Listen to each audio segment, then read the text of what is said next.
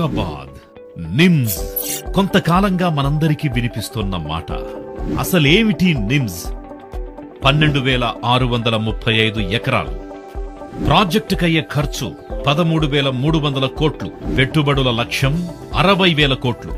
2.77 లక్షల ఉద్యోగాలు.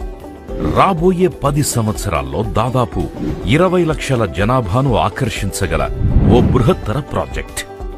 ఈ national investment and manufacturing zone అంటే నిమ్స్ జహీరాబాద్. దేశ పారిశ్రామిక ఆర్థిక ప్రగతికి కీలకమైన ఈ ప్రాజెక్టుని కేంద్ర రాష్ట్ర ప్రభుత్వాలు అత్యంత ప్రతిష్టాత్మకంగా తీసుకుని శరవేగంగా ముందుకు తీసుకెళ్తున్నాయి.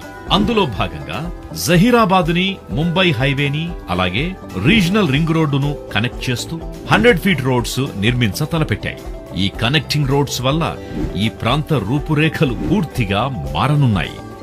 భవిష్యత్తులో ఆటోమొబైల్ ఇండస్ట్రీని శాసించబోతున్న ఎలక్ట్రిక్ వెహికల్స్ మ్యానుఫ్యాక్చరింగ్ కోసం ప్రత్యేకంగా ఈవీ పార్క్ ఇక్కడ కేటాయించడంతో పాటు ఈవీ రంగంలో 1000 కోట్ల పెట్టుబడితో 1000కి పైగా ఉద్యోగావకాశాలున్న మహేంద్ర ఈవీ ప్లాంట్ ఏప్రిల్ 24న 2023వ సంవత్సరంలో తెలంగాణ ఐటీ మరియు పరిశ్రమల శాఖ మంత్రి శ్రీ కేటీఆర్ గారి చేతుల మీదుగా ప్రారంభమయ్యింది.